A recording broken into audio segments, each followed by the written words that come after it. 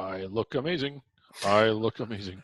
Good evening, good morning, depending on when you're watching this. Welcome back to Hoops HD. This is our September podcast, our final off-season podcast. I'm your host, Chad Sherwood, joined by our full Hoops HD panel tonight, coming to you Hollywood Squares style here.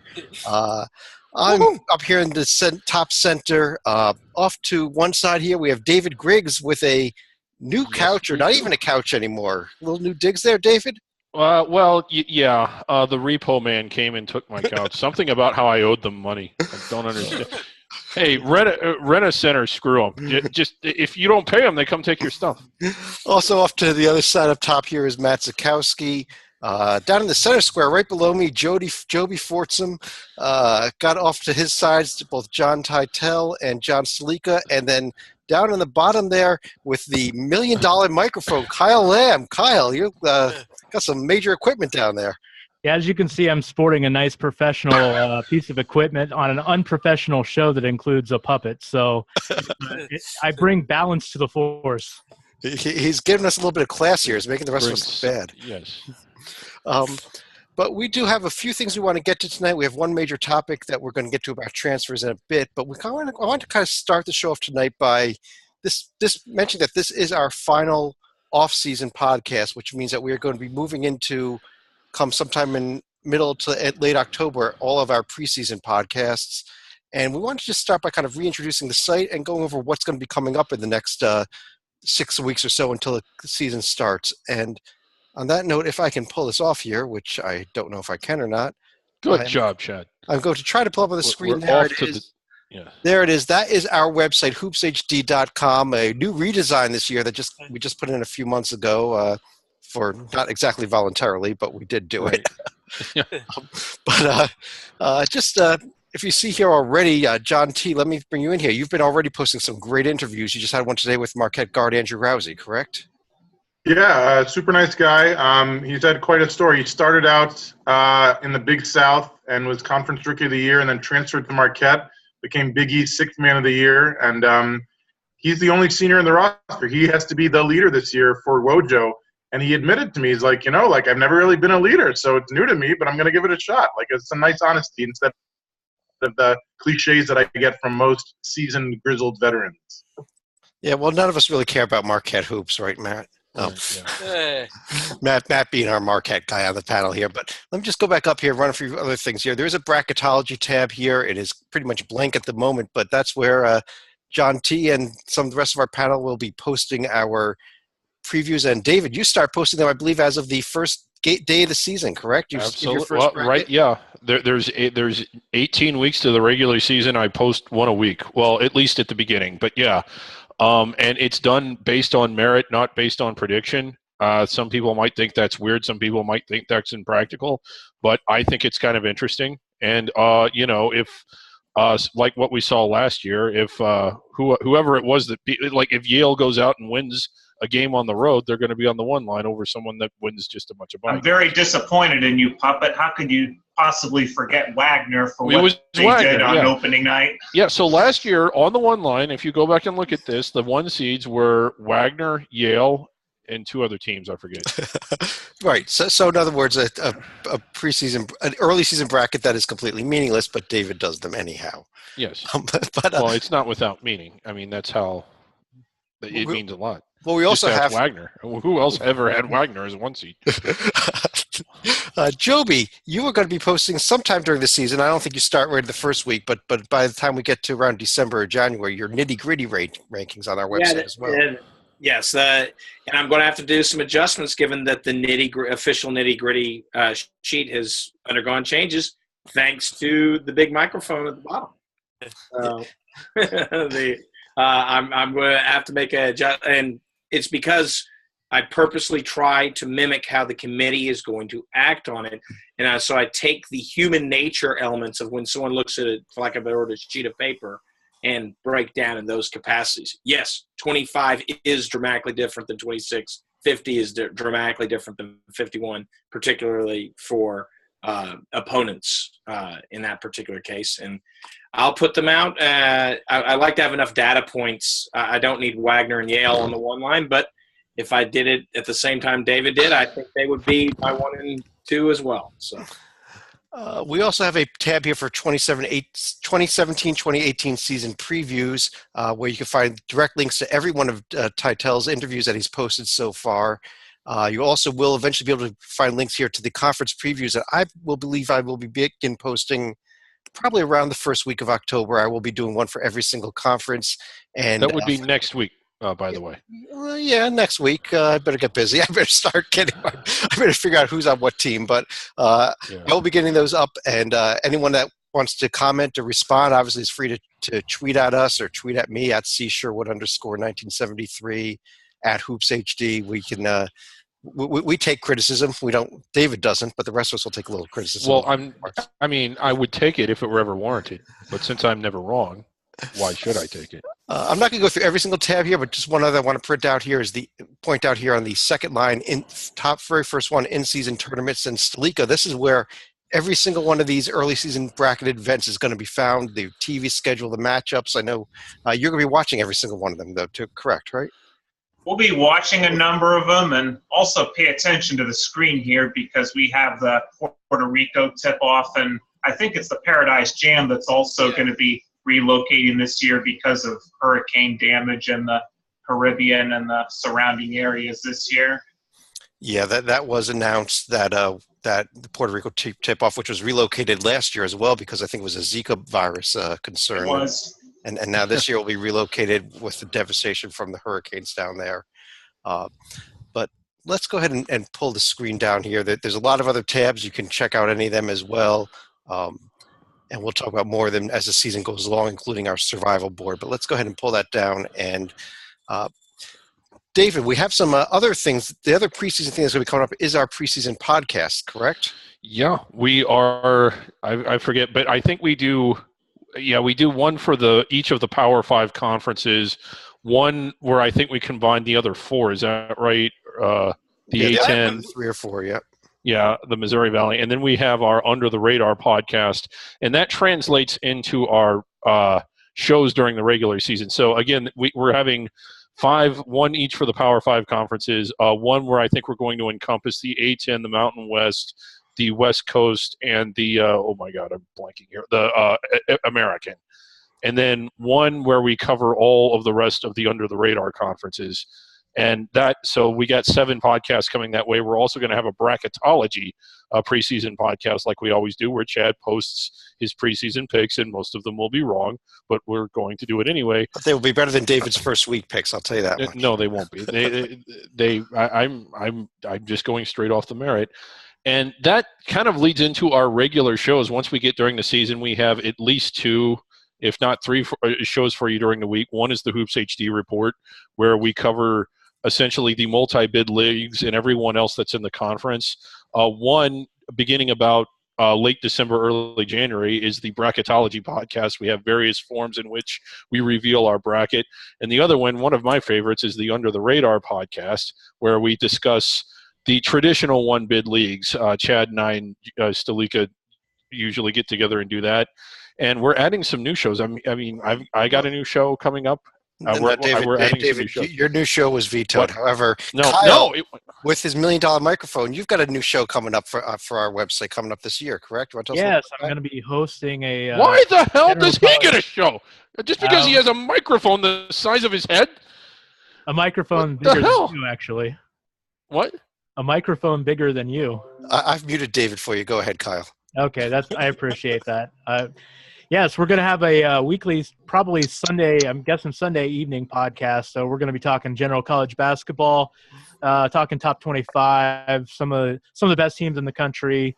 Probably be more of a focus about general college basketball news, but we'll have a rotating panel on that. Of course, John will join me occasionally, Joby, Matt, and we'll probably bring our buddy Scott Schwartz in occasionally as well. So we'll have a nice little broad panel to talk college basketball, and it probably won't usually include David Griggs. That's the best part. I'm actually really looking forward to that because I hate David. But I'd like to preview my show now, if I could. It will be each week the David Griggs Awesomeness Hour. Each and every week. There it is. And in the first week, we have an excellent itinerary for you. We're going to be discussing myself, Tim Miles, and the border war. Is that any different than every other week? No, well, I don't know. We'll see how the season shapes out. But if those two things continue to dominate the college basketball landscape, then yes. Good grief. Tim Miles just got his AD fired, right? Well, I mean, again, I was hoping that the fact that he had hired Tim Miles would be his saving grace. But if Tim Miles becomes the AD, Nebraska will win the national title this year in football. It will be an amazing feat. That would be amazing. But let's go ahead and turn to our major topic for the night now. And that is, there has been a lot of talk recently about a potential change to the transfer rule. As it stands, I still don't understand why Kyle gets a show. Who's going to listen to it? How do we mute that puppet again? Once again, David, our major topic for the night is the transfer rule. The way the rule has worked for years now has been that if you want to transfer schools, that's fine. You can do that, but you need to sit out a redshirt season, before you can begin playing. There have been some exceptions if you had to move to another school for family reasons. There have been some exceptions as well. There is an exception for people that have already graduated before using up their eligibility and are transferring to a school that does not offer a grad program that they want to enroll in, which means, in other words, you find a grad program and you enroll in it. But there's now talk about just nixing the redshirt season entirely and just saying, hey, if you transfer, that's it. You can go ahead and play the very next season. And Joby, I'd like to start with you on this because I think you had some pretty strong thoughts on it. What would you think about those rules changing for that? Yeah, I'm part of the crotchety group, to be very blunt. Though not completely. I still am a believer in the 1 year wait because I think, yes, the wild, wild west will occur. We see already what's happening in AAU ball. I don't like it. Sorry, some people are fine with it. I don't like it. Though condition that I think they desperately need to change, let me go with one component, is that a coach or a school should not be able to block and assign what schools you can transfer to not sit out 2 years. I think that is remarkably ridiculous. If someone wants to if a kid wants to go from Duke, North Carolina, they should be able to go to Duke, North Carolina, just as they would to go to Duke to Marquette or wherever else. It shouldn't have to, there shouldn't be conditions based on your destination, except for the present ones. We could argue once again whether you're going to D2 or D3, NAIA, et cetera. But yes, I do feel that the sport is at risk. I think it could be a very bad situation where you're getting boosters involved. It's a re-recruitment again. When you have that year delay, you don't have those same factors entering because you don't get the instant gratification.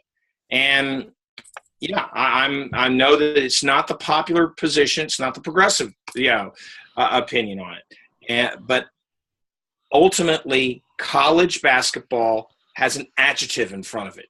College.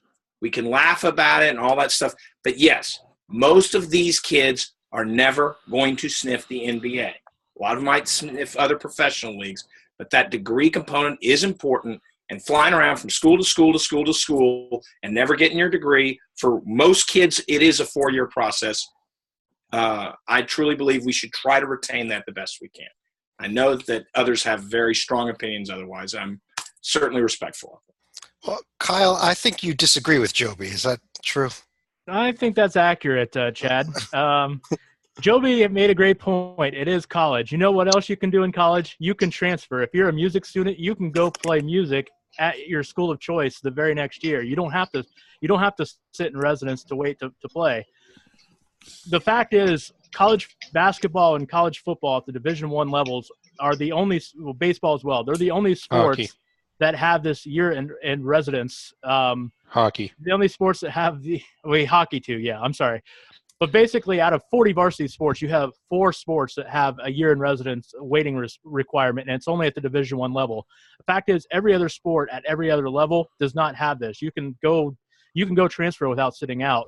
And the fact is, despite the year in residence rule, basketball still has a higher transfer rate than almost any other sport. I think men's tennis is the only one that's higher. So the fact is, like, sitting out a year isn't stopping people from transferring anyway. So I say let them transfer if they want.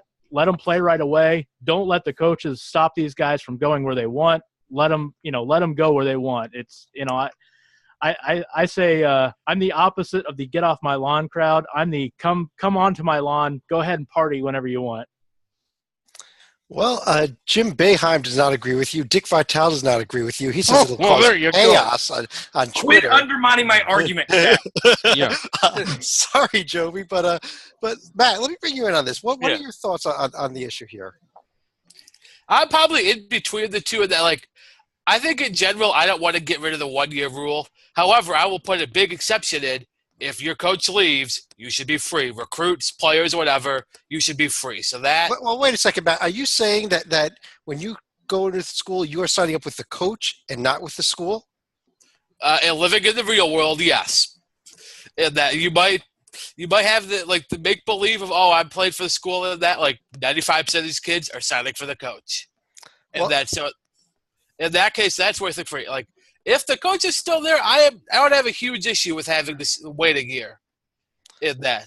Well, I mean, I understand parts of the argument, Matt, but I personally don't really agree that it should be about whether your coach leaves or not, because I think you are, when you're recruited, you're joining the school. You're not joining the coach. I mean, otherwise, why even have colleges? Why not just have a bunch of coaches running around coaching a bunch of kids that are out of high school? But Slika, what are your thoughts on that? Do you agree with me? Do you agree with Matt? I would also be somewhere in the middle where I think it could be somewhat palatable if you are to, reduce some of the transfer restrictions. But I think at the same time, one of the other things that people fear a lot are other schools tampering behind the scenes. So let's say if you're responsible for driving someone out of school A to go to school B and you wind up getting caught, you probably should have some head coaching penalties or possibly other penalties that would be similar to 1 year postseason bans. Well, we saw some major tampering allegations with David Collette from Utah State to Utah a couple of years ago. Titel, can I bring your thoughts in here? Does this getting rid of the 1 year, doesn't that encourage a lot more tampering? I think it does, and I don't think any of us are a fan of that, so if there's a way to nip that in the bud, that'd be great. I actually agree with Matt in terms of the coaching thing. When I interviewed the guys in the preseason, more than a handful of them have said, because a lot of them have transferred and gone on to success at the other places, like, yeah, my coach got fired, and they wanted to get out of there, and some of them are willing to wait a year redshirting just to do so. So while I understand that in a perfect world, the kid is picking the school, I think in the real world, like Matt said, like they really are going with the coach, and that's very important to them. Additionally, I think if we get rid of the wait time, is there a limit as to how many? Do they get to pick a different school every year? And is it going to be something where, like, if they have a bad season and they're stuck on the bench behind starters at their first school, they stick around and then the coach leaves and brings some other guys and then they can score 15 a game as a starter? They're like, oh, now I can go to a D1 school. It just seems like there would be dominoes going everywhere and people switching, and I want a little more consistency and harmony in my college basketball. Hey, John, could I answer? My understanding is the proposal, as it is in the committee right now, is that it would just be the first-time transfer exception. Like, if you transferred a second time, you'd still have to sit out a year. I feel better about that, then. All right, that's a little better. So we can't have somebody play the fall semester for one school and the spring semester for the other school. That's, because that's the next step, David, isn't it? Yeah. Well, I disagree with all of you. Okay. So, just so you know. Again, we got into it's men's and women's basketball, hockey, and FBS football are the only divisions out of, as Kyle pointed out, that have the 1 year in residency rule. It's actually a year in residency rule. It's not a you have to sit out rule, although that's practically what it is. And the stated reason for it is because those four sports at those four levels have a history of being poor academic performance. So the thinking is if you go to a new school, it gives you a year to get assimilated. And I actually like that logic. What I don't like is forcing a kid to do a year in residency that has a 3.8 GPA. That's preposterous, regardless of what sport you play. If you have a 3.8 for a men's basketball player or a baseball player, in my opinion, is the same as a 3.8 in any other sport. So why don't we just change the rule across the board? Anybody that's a 2.6, and if you're wondering where I'm getting that number from, that's factored into the APR. If someone transfers out with a 2.6, it doesn't ding you for retention. So anyone with a 2.6 is, in my opinion, does not need a year to assimilate, so don't make them sit out. Anyone below that, regardless of the sport, basketball, football, softball, women's soccer, or whatever, has to do a year in residency. And the year in residency, in my opinion, in the grand scheme of things, it doesn't change the simple fact that by the time your clock starts as a first-time, full-time freshman, you have 5 years, 10 terms to play 4 seasons. This rule doesn't change that. Whether you make them sit out or not, they're still getting to play 4 seasons. So everyone that's losing their minds, I think, whether you like the rule or not, it's not as if you're getting to play an additional year. It's just that you're not having to take a break before you can play again. I don't think it's going to change anything really either way because, again, being in the real world, out of all the basketball players that transfer, 59% of them don't even go to another Division I school. They go to D2, D3, NAIA, or whatever, so this rule doesn't affect them anyway.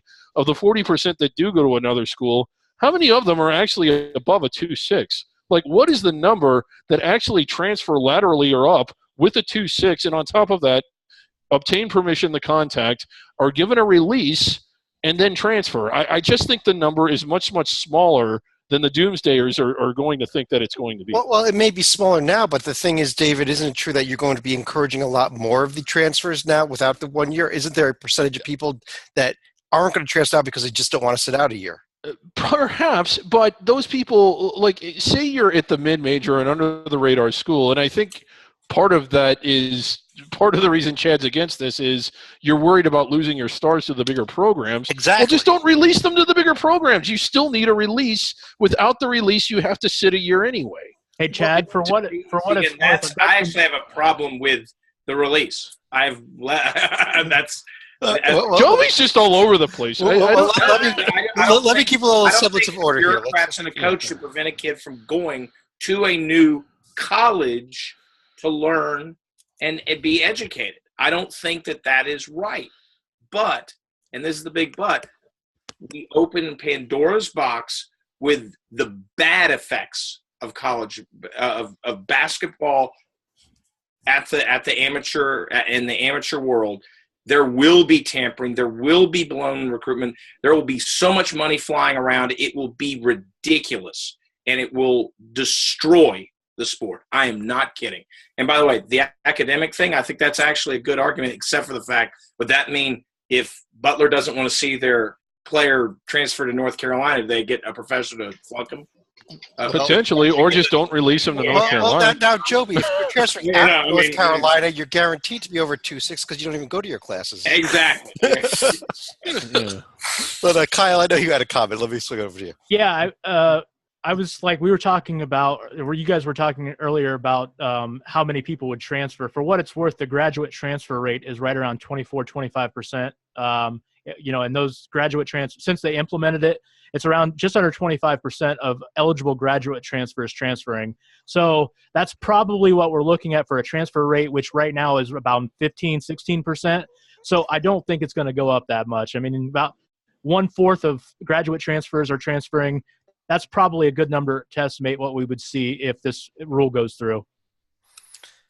Well, Tytel, what do you? Let me go back to the point that Joby actually brought up, and that's this whole thing of permission. Right now, the rule is that you basically have to be released by the school you're going to, and maybe you're released to the specific school that you want to transfer to, or you can't even move right now. And what he's saying is stricter than that. Even stricter than that. And I kind of agree with Joby here that I am not in favor of the of getting rid of the 1 year sit out, but I am in favor of saying, hey, why should the coaches control who you talk to and where you go to? What are your thoughts on that question? It's a great question. I don't think the coaches should have that power because it's unfair on some level and it's mean on some base level. Like, if you're not getting along with the kid, or if he's not playing well for you, or whatever, give him a chance to go be somewhere else, because that's what he wants. And why should he be forced to stick it out in an atmosphere that's not helpful for his well-being, perhaps either on or off the court? I understand if you don't want him like going from Utah to Utah State or vice versa and stealing your playbook and giving it to your arch rival. Like, that's a strategic, fair consideration.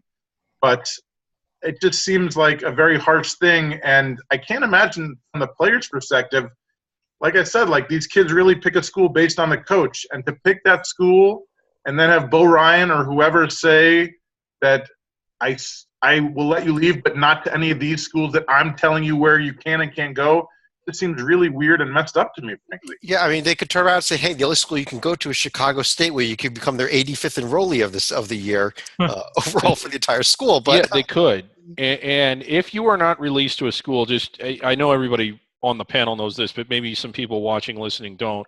The rule is you can go wherever you want, but instead of just having to sit out a year and do the year in residency, you are not allowed to receive any athletic aid. Now, you can receive academic aid, but you have to legitimately qualify for it. And that really does limit your options. And that's how in sports without the year in residency rule, that's kind of how they keep a lid on it. They just simply, if players want to transfer, they just simply will not allow them to go to the schools that they don't want them to go to. Yeah, I think wherever you're sitting on the fence on this, I think we all agree. You may agree with the 1 year rule, you may not, but nobody thinks that coaches should be dictating whether a player gets, financial aid when they go to their next school. That shouldn't be up to the coach. Well, Sleek, I think you had a comment on it. Yeah, I was also going to go back to the graduate transfer topic, because I think, as we've noted before, once you graduate within 4 years, you can transfer without sitting out for another year. But one of the caveats has always been the school that you're going to has to have a major that your old school did not. And I brought up a similar example last year. Let's say someone transfers from Nebraska because they don't have a forestry program and they decide to go to completely moronic. Why would you want to say Syracuse instead? Do we still want to leave a rule like that in place, or should we just do away with the requirement that there has to be a major at school B that isn't involved in school A? Well, I guess, my one comment would be that if we get rid of the 1 year sit out, that kind of becomes a moot point anyhow. But Matt, what are your thoughts if we do keep the 1 year redshirt rule in place? Should we loosen up the graduate transfer rules there so that we don't have people, we don't have the school going in creating some graduate program just to, I don't know, urban forestry just to get somebody from Nebraska to Syracuse? Yeah, no, I think if the kid's graduated, let him. He graduates in under 4 years or less and then still has a year of eligibility. Let him go where he wants. Don't put any restrictions on it. And then let him play. Like, I would say for releasing restrictions, there shouldn't be restrictions, except for I'll hear an argument in your conference just because your conference knows where you're going, and that this is for undergrads. And then if you think tampering is there, say, okay, you're not going here, but then you have to show proof of tampering. And then you need to make the case. Now, if you make that case, then hey, like I think a certain school in Columbia, Missouri right now might be having their hands in it, right? But yeah, and wow, did that pay off? Ooh. Oh, man. David, what is the solution? Is there a way that we can monitor this tampering and keep Joby's concerns of this at bay? I mean, no more than what it's monitored now. And essentially, the way it's monitored now, if you think they're being, it has all to do with the release and the permission to contact. If you think someone's tampering, you just don't grant permission to contact. And if a student wants to transfer, you block them from going to that school and being able to play right away and being able to receive aid. That's kind of just how it's self-policing now. Well, you do see issues. Safe policing good enough, though, because, if we're going to open up the door to make it a lot more attractive to transfer because you don't have to sit out a year. Well, if they get rid of that, there's no proposal on the table that I know of that's going to get rid of needing a release or permission to contact. That's just not going away. Well, let me ask you, what do you think is going to happen? Joby, where do you think this is all going? Do you think we're getting rid of the 1 year? No, I think they'll be pushed back at the end of the day. There'll be concerns. There'll be a study, and maybe eventually, but not next year. I think it's years away, even with the present discussion. There's too many people in D1 who fear the worst as opposed to are pushing for this. I think the old silent majority, language you hear in the political world sometimes tossed around. I think that's what's going to pop up here. Tytel, you agree with him? You think that we're just having an academic discussion here and that's it? I would never accuse this show of having anything academic. But yes, I think that the 1-year rule will stay. Okay. Game, set, match to Tytel. All right. Sorry, Matt, you had another comment? Or I was just going to clarify this. Even what we're discussing now, I think that's not for till the 2020-2021 season. So this is for down the road. This isn't going to be for next year's implementation. It might be. I'm going to also agree that it's not going to be in play for next year. It's still very early in the process. It hasn't even gone through the presidents or the council yet. So it's still at least a couple of years away. It is going to go through. It is going to happen because a lot of these people are very tired of the bad press coming from guys like Jay Billis, and they're getting hammered in the media right now over this.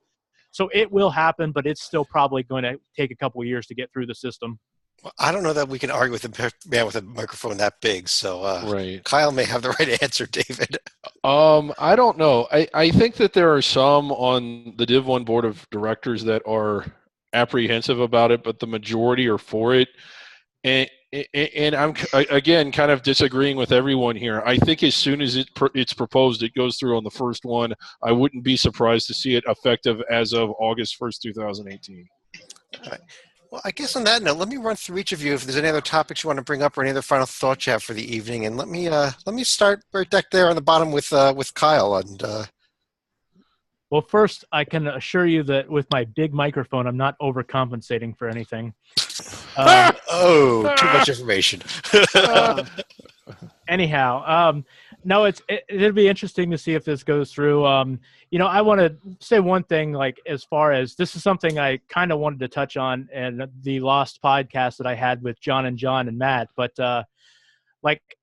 one thought that just annoying me, where is all the love for this USC team coming into the preseason? I'm sorry, I'm just not seeing it. They return a lot of guys. They were very inconsistent last year. I'm seeing way too much hype for USC Trojans. I think they're going to be a good team this year, but everybody's talking about them as a national title contender. Not seeing it. Sorry. I'm sorry. I disagree with you. We're going to get to that when we get to our Pac-12 preview. I'd love to have you on it, but Tytel, let me go to you next because we talked a little Pac-12, but I disagree with Kyle. I think this USC team is going to be really good this year, but I also disagree that he's not compensating or overcompensating.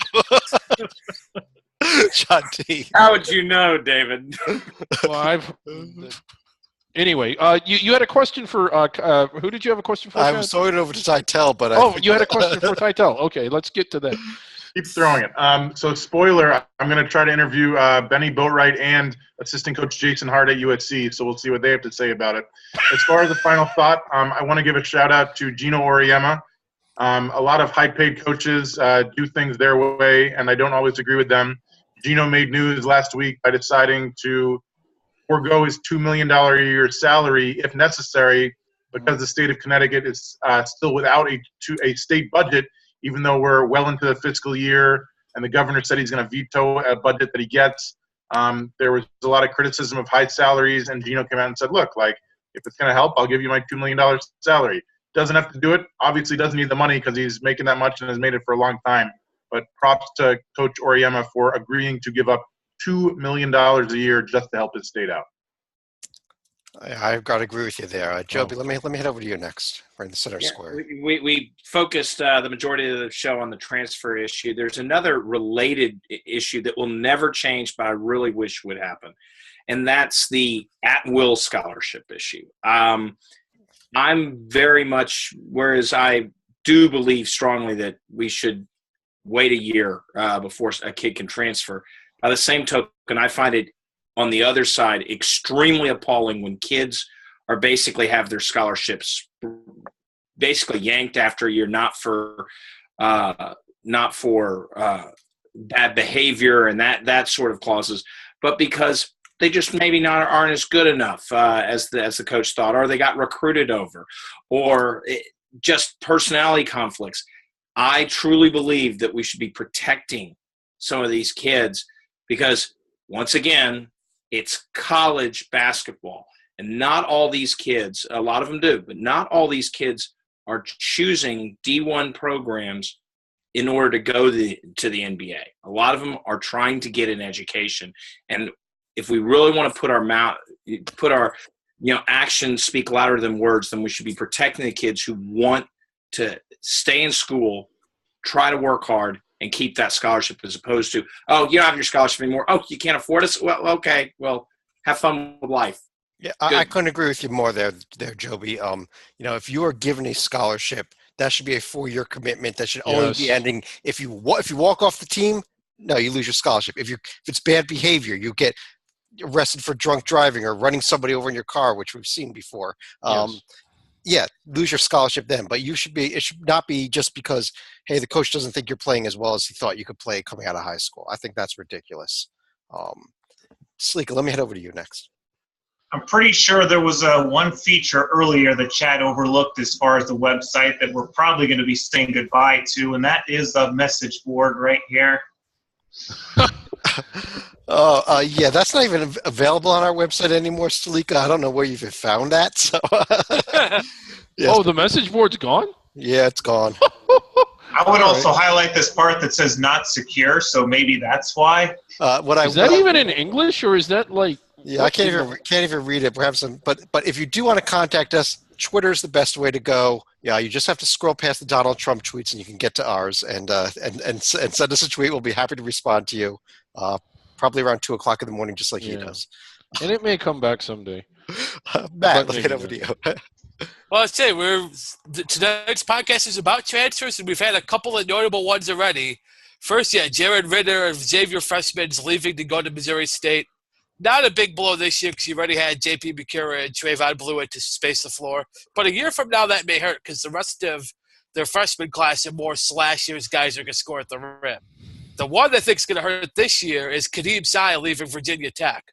That leaves them with Kerry Blackshear and nothing else on the interior. So if that kid gets 2 or 3 fouls early in the game, or if his injury last year flares up again, Buzz will be again playing the 6'6" and under ball, and that it worked for him some of the Big East. I think it's going to be a little tougher to pull off in the ACC.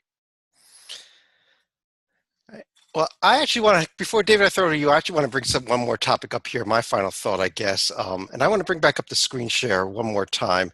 I want to share with everybody an email that I received in my law practice just this past week. Oh, yeah. I received a potential client inquiry that I thought maybe the whole panel could help me out with here. Just if you can't read it on the screen, I'll read it very quickly. It says, I went to the bar last night to watch college basketball and ordered a bunch of drinks. They said there weren't any college basketball games on because it was September, which was a very snide and rude comment.